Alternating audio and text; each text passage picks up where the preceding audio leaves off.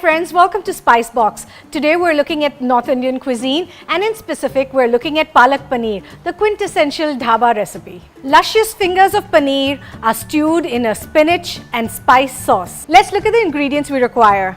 To begin with, we'll require paneer or cottage cheese. I've cut them into 1-inch long strips. I have 1.5 cups of spinach that has been boiled and pureed. I'll require 2 tablespoons of cream, 2 teaspoons or 3 teaspoons of ghee, 1 teaspoon each ginger and garlic minced, salt to taste, 1 teaspoon green chilies, 2 tablespoons of fresh coriander powder, 1 teaspoon garam masala, 2 teaspoons kasuri methi, half a teaspoon of turmeric, half a cup of onions that have been finely chopped, 1 cup of tomatoes that have been grated, and finally I have about half a cup of paneer that has been grated as well.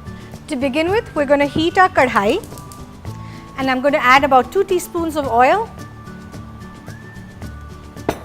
and about 2 teaspoons of ghee.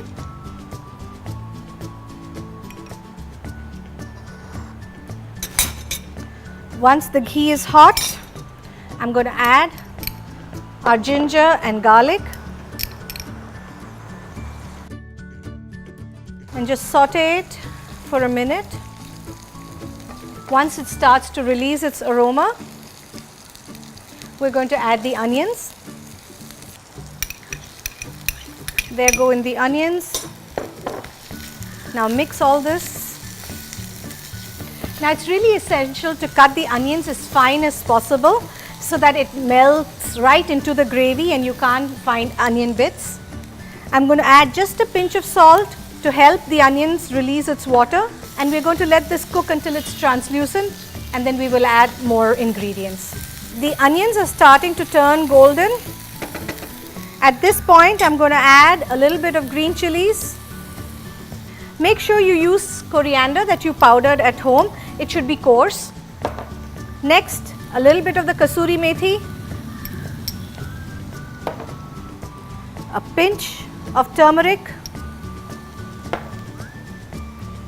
and garam masala.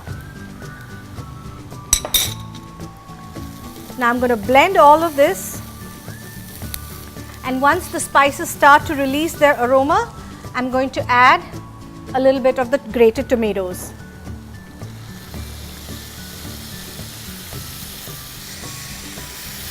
Now I'm going to let this cook until the tomatoes become pulpy. Our tomato onion mixture has cooked through. I'm reducing the flame and I'm going to be adding the puree of the spinach.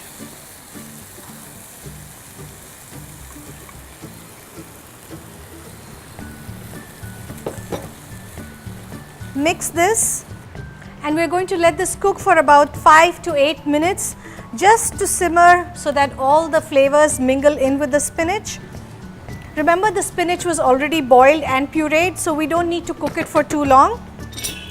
So place the lid back and cook it for about 5 to 8 minutes. The spinach is cooked well. Now as you can see, it is really thick. You can choose to leave it at this thickness, or if you want you could thin it down. In which case what you're going to do is you're going to add about 2 to 3 tablespoons of cream. Just remember that after you add cream, you shouldn't boil the puree. So just mix it in.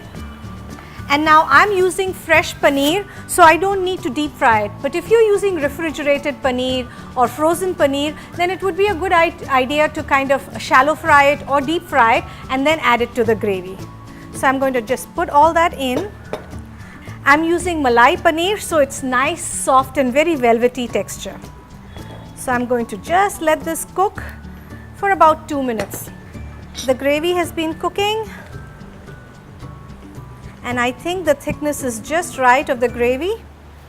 Now before turning it off, I'm going to be adding the grated paneer. Now what this does is gives some nice bulk to the gravy, so it has this wonderful velvety texture. Don't boil this after you've added, just before you're going to turn it off, and then some of the crushed coriander seed powder. That's it. Just give everything a stir and turn off the flame. Our palak paneer has been sitting for about 5 minutes and the aromas are fabulous. And just look how delicious this is. Now you can serve this with naan, rotis, parathas, even rice. Just serve a nice salad with it and it is going to be delicious.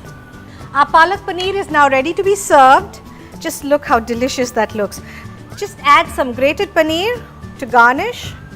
You could add some green chili, serve it with a salad of onions and tomatoes, and then you have a wonderful comforting dish.